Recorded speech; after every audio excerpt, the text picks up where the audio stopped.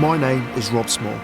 In 2010, whilst working as a dive instructor on the island of Zanzibar, my house caught fire, trapping me inside. For 10 days without any painkillers or intravenous fluids, my life hung in the balance. Once back in the UK, with over 200 days spent in hospital, 1 month of that in a coma, and 36 operations so far, I'm finally getting my life back to normal and ready for a new adventure. So, together with a filmmaking friend of mine, Kevin, and armed with just a couple of iPhones and a drone to record our journey, we wanted to see how far we could bikepack around Iceland. We've never done anything like this before, but we're up for the challenge. And a bit of a laugh. I guess you could say I've really come from fire to ice.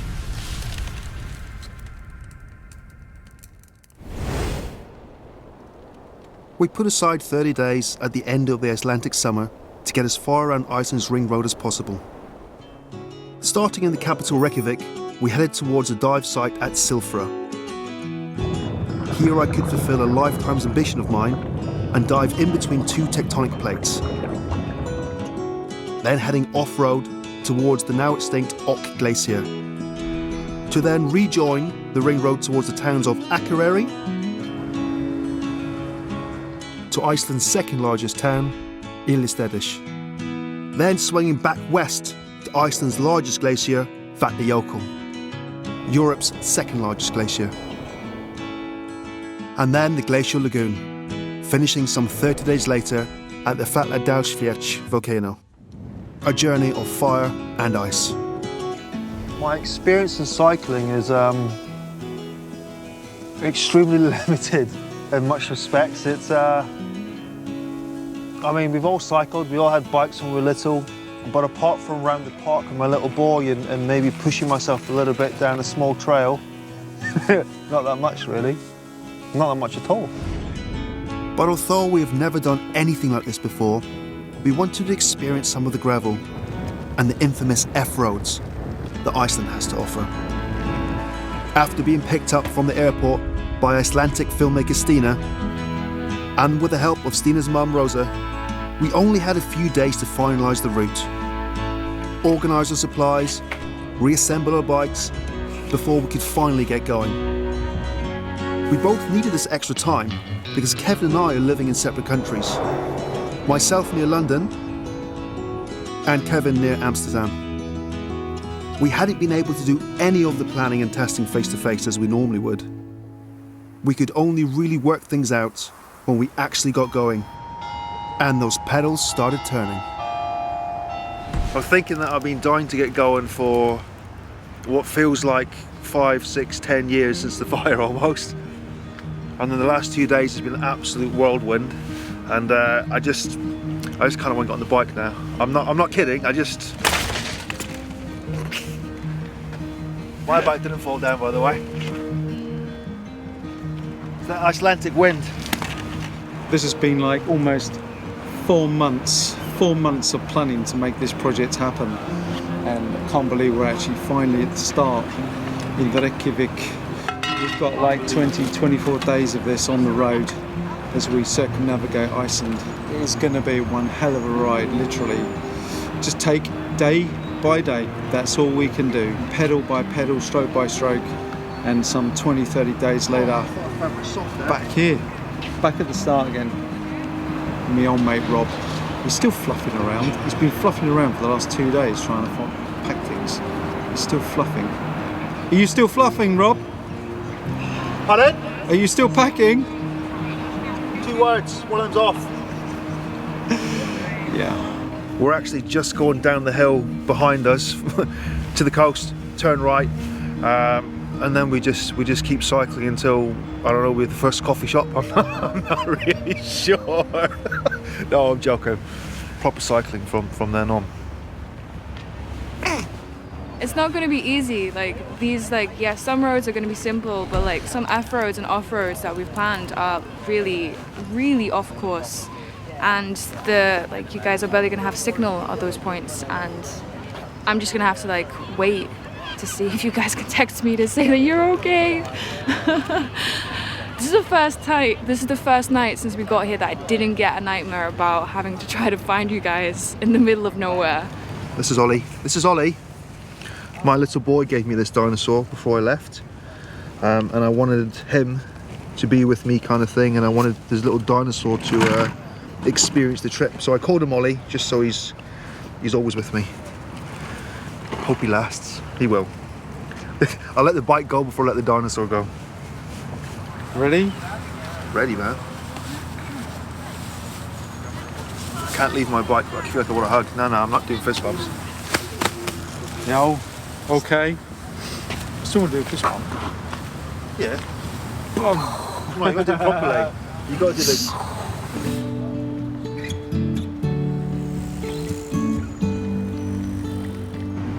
One of the problems of any big trip is getting out of the big cities, and Reykjavik, although maybe not huge compared to London or something, when you don't know where you are, it's still, I still feel a bit lost, and the cycle lanes say go this way, and then the GPS tells us to go back on the road, and I don't really know which is the right way. So, you know, we made it to the ocean, man. So, you know, if anything, we made it to the ocean, and now we got a simple decision 2k's in whether we save 3 kilometers and go through the main road, or whether we do an extra 3 kilometers and take this nice cycle path round. What's your feeling? I personally prefer the cycle path. Cycle path. Cycle. The cycle path. And add 3k's. Yeah, 3k's in the whole grand scheme of things. Well, no, 3k's in a day is, you know, when it's flat, that's easy. You know, that 3k's we could have saved when we're on a hill.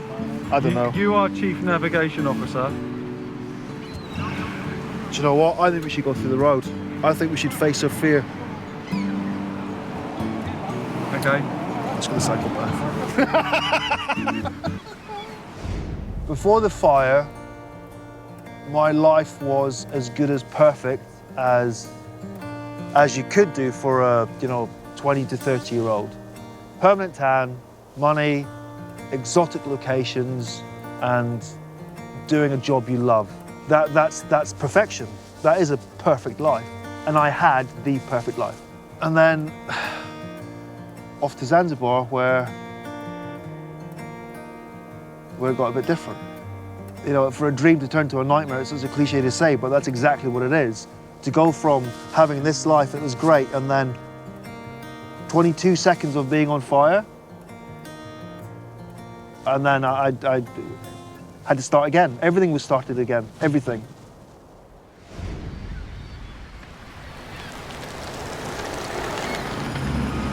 What's wrong, Rob? No, seriously, quick.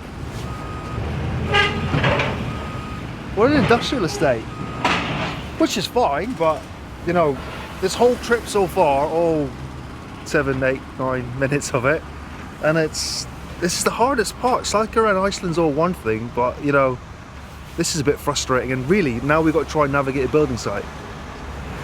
I'm finding it hard to because I'm the one navigating, and that's fine, and I'll do this bit, and you can do when there's, you know, straight roads with nothing to navigate. Of course. But I come from the UK, you live in the Netherlands right now, you're used to driving on the wrong side. So not only am I cycling, I'm being serious, mate, not only am I cycling, I got to think, where's the cars coming from? I'm not sure, can I cross here? Is that light for me? I have no idea. On top of that, now there's forklifts driving towards me. You're laughing because you think it's funny. How about you navigate? I'll give you the phone and we'll see how we go, all right? Now, Rob, I think you're going the wrong way. You can't see, you don't have the phone. Stop laughing, it's not funny. Get on your bike. Had enough, let's go. You don't have to stop the traffic. If my bike can't cycle down this little bit, then we shouldn't go around Iceland. I'm not kidding, man. I am nervous though. Easy.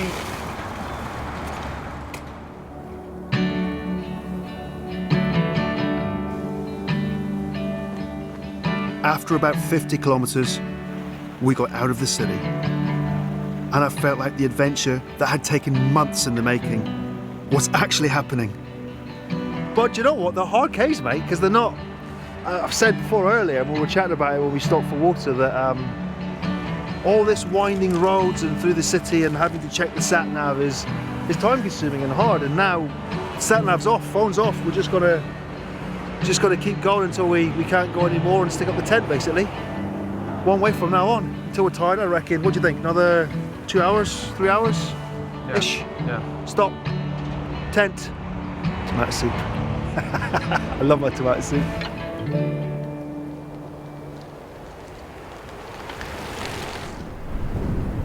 Buddy, weather's opened up in us a bit. But out of Reykjavik, we've made it to Pinglivern. Go on then. Ping pong. Pinglivern, I think. Anyway, this is actually where we're going to go diving tomorrow. So as far as I'm aware, the visitor centre's here. This whole area, I think, as far as I'm aware, is the tectonic plates. So this is the Eurasian plate and the North American plate? It is, North American plate. And I think we go diving somewhere in these cracks here somewhere. Supposedly the clearest and coldest diveable water in the world. Maybe not the coldest, because ice diving might be the same. I don't know, it's about 4 degrees I've been told. But the visibility is like a swimming pool, except of course tectonic plates in the way. What do you reckon? You want to come in? You're looking forward to it? Yeah. Bucket list thing.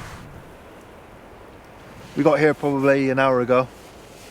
And set up tents, as you can see, which is not the easiest thing for the first time, because we're still kind of finding our feet and deciding where everything goes and all of this. But yeah, campsite for the first night. I'm really happy with day one. I think we did an excellent job. And it's actually the first time that Rob and I have actually cycled together. And it's the first time that we've actually gone through the equipment together. It's the first time we put the tents up together. It's the first time we've done anything in the real world together for about 4 to 5 years. And we're working so well as a team. And that is the real pleasure of the trip. It's being with a like-minded kindred spirit. So I'm so excited to be onward and outward for our next journey, and for Rob to really fulfill one of his dreams and go diving tomorrow in between the tectonic plates. That is going to be awesome.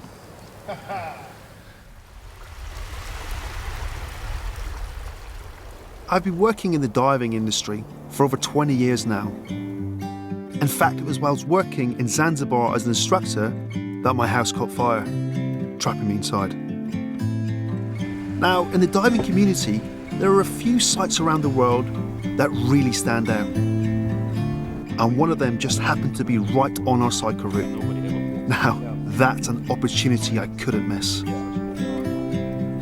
I've been diving for 22, 25 years, and I can honestly say that this has been on the list from the very start. Because when you Google diving, you know, this is one of the pictures that will come up. This is Scapa Flow, which we have in Scotland, and then everything else is Maldives, which I lived for a long time, and Fiji and so on.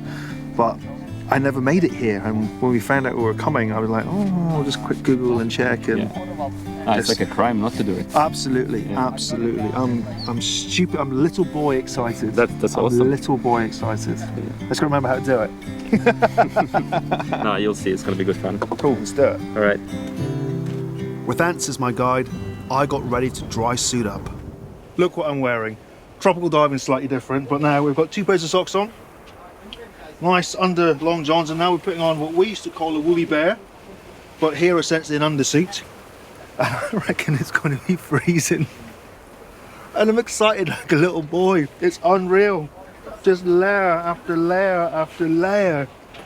And then you just give birth to your hands. Make sure it's not folded. You're very sad. Although I've got about 5,000 dives under my belt, it's been about 20 years since I last wore a dry suit. Still look good. And it's quite a different setup from a wetsuit. All right, let me stretch it from here. Put it on top. Giving birth, you're going to like this thing. There you go. Ah, nice. There you go. Look down in front of you. I'll fold it in. And up now.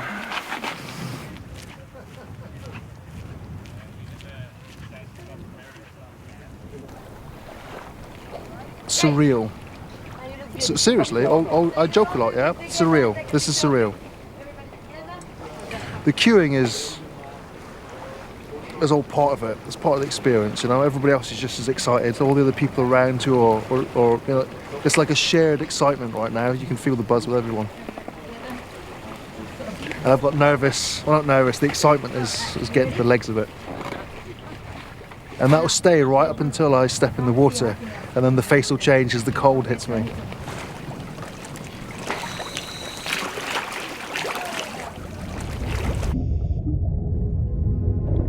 The moment my head went underwater, it was like I'd entered another world. The clarity of the water was off the scale. As a professional diver, you get to experience so many different locations. But to dive in between two tectonic plates is beyond any bucket list. I was touching with one hand North America and with the other Europe. There isn't another location like this on the planet. Even with the dry suit, you could feel the cold. I wasn't sure if the iPhone was going to hold up. We had one shot at recording it, and that responsibility was on my shoulders. We spent about 40 minutes underwater. There were snorkelers above us, but we were the only divers. The whole experience was more than just a tick on a bucket list. After the fire, I wasn't sure how I would be in the water. My whole life was dedicated to one thing: diving. To think all of that can be taken away from you in a heartbeat is just devastating.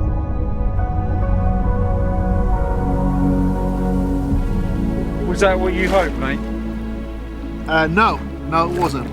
It was much, much more than I possibly hoped. And my lips, they are numb. I don't know if it sounds it, I can't. We sometimes blow bubbles underwater, so you lie on your back and you can make a bubble ring come up. And I do it all the time. And I can make them come out of each other. But of course here you can't feel your lips, so when you try and do it, you go, and it doesn't work at all. But oh my goodness, just magical is the word, I'd say. Yeah. Magical. Thanks, man. I really appreciate it. I really do. Awesome. Unbelievable. Right, let's get some hot chocolate. Best part of the dive.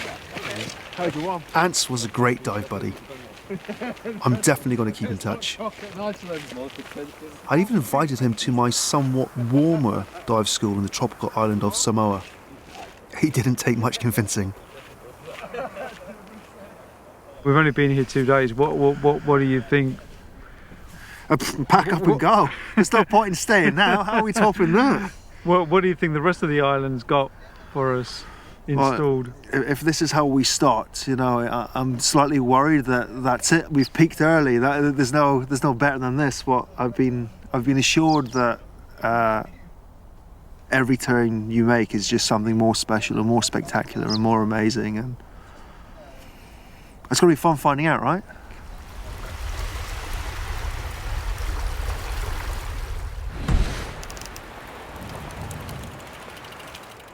And we've got a decision to make. The road in front of us is the gravel road. Until then, we've been on normal tarmac or grade 2 tarmac, if you will. But this is the first time we go to proper gravel. But that is the only way towards the glacier and where we go towards Husafell afterwards. So we've got to give it a try, basically. Worst case scenario is we could always turn around and come back to the road that's next to us here that goes another way. But my feeling is if we don't try, we're not going to know. So I reckon we go for it and see what happens. Neither of us had much experience cycling on gravel, especially Kevin living in the Netherlands. So together, we were on a steep learning curve. As the weather deteriorated, we headed towards the extinct Och Glacier, a poignant reminder for the future. Behind me is the Och Glacier, but you read it as okay. Except things are not okay, because the Icelandic government has positioned a plaque, and on the plaque is a letter to the children of the future to say that we have allowed this glacier to become extinct. It has melted due to man-made climate change. It's always been on a bucket list of mine to go there. But the weather, the wind today is just not going to let us do it. the winds just got stronger and stronger, with predictions up to 65 kilometers an hour. At first it was just a laugh, kids in a storm and all that. You can't hear us! But our naivety didn't last long. As the gusts built, I wondered if they were katabatic winds coming off the glacier. What was more frustrating, especially for Kevin, was that we had to stop filming. We were basically being sandblasted by fine particles of volcanic glass. Not only was it stripping paint from the bikes, but scratching the lenses of the iPhones. We had to put them away.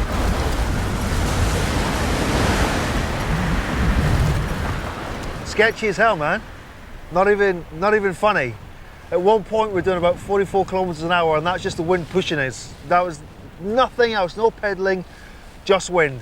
I had a few wobbles, Kevin had a few, Kevin came off actually. I would love to film Kevin come off, and he'd love to film me wobbling, but it was just too hard. The bikes were all over the place. It was almost impossible. Fun, scary, but happy we're kind of out of it, to be honest. There's a bothy, not in Scotland, but a bothy. Essentially a rescue hut, if you will, with all of the little bits you might need if you're stuck in the storm, or you got halfway between there and here, kind of what we are. We've got a gas cooker and power, I think, but no light bulbs. Lots of spare food, tin of beans, rice, pot noodles, candles, everything. 2 beds if you needed it. I mean, we could just stay here tonight, really. This is, and the view is the best view you're going to get in a while. This is fantastic. And a gas heater, wow, it's fantastic, absolutely fantastic. It was a curious place. We decided nonetheless to push on and make up some extra ground. Look at the place we found. If you go to wild camping, the absolutely best place you can get. I mean, wow. The house I was living in caught fire, basically, with me inside the house. And the only way out of this house was to run through the flames. So I took a deep breath and I ran out the door. But as I ran out, I ran through petrol, which was what exploded from the generator, and it set me on fire.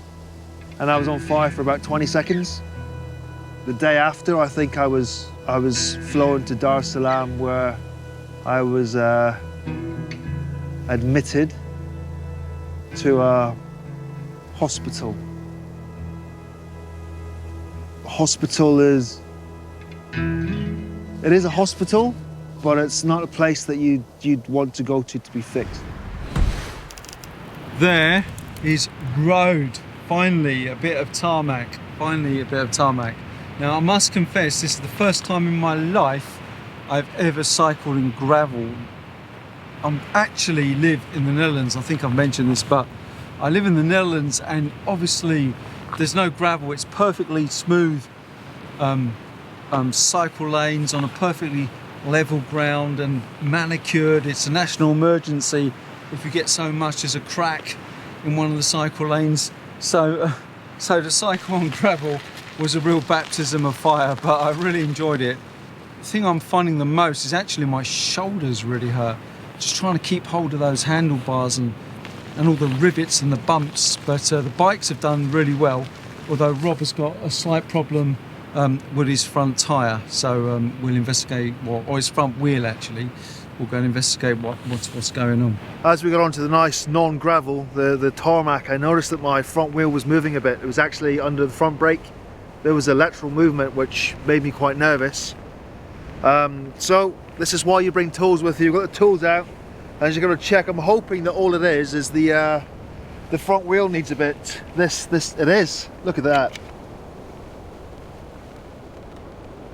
Oh my goodness. That's all it was. When I say that's all it was, the worrying thing is that I reckon if we had another couple of hours of that downhill bumpy, my front wheel might have came off because I wouldn't have been checking it. Because you can't feel the movement in the wheel when you're going down all these bumps. You don't notice it. It was only when it got smooth I noticed that it was movement. Lucky that actually.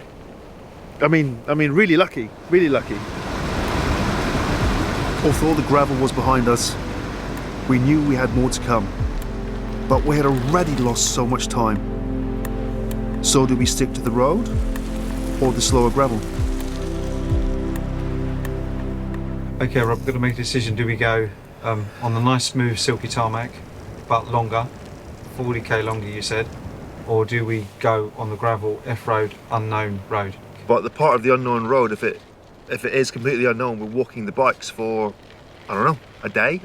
There's no way of knowing, that's the problem. Whereas the other way, it's longer, but we know the roads are doable. Yeah. No matter what. Yeah. Yeah. I don't know how to make the decision. First you flip a coin. Did it come down to a coin?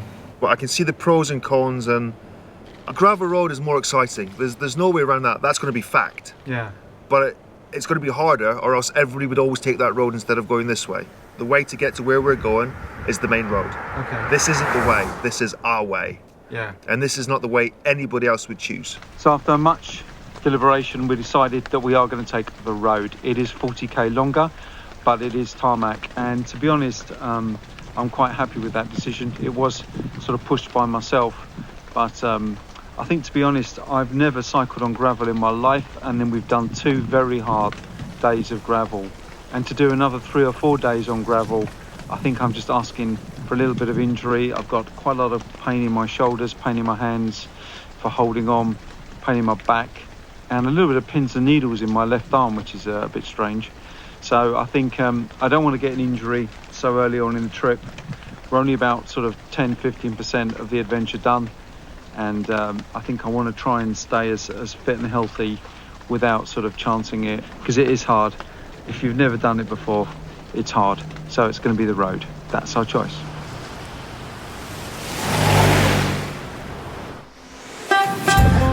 Eruption now! Eruption now! Now! Yo! Eruption now! Eruption now! Eruption now, man. You really could get that. It's not long. I know, but it's also freezing and we've got work to do, mate. Welcome to Hot Springs, mate. Eruption now. Welcome to Iceland, baby. Eruption now. Can somebody press the eruption button, please? Working with attitude. Welcome to Fulfillment to Iceland. Eruption now. Eruption now. Eruption now. Are you still recording? Yeah. Oh shit. Eruption now.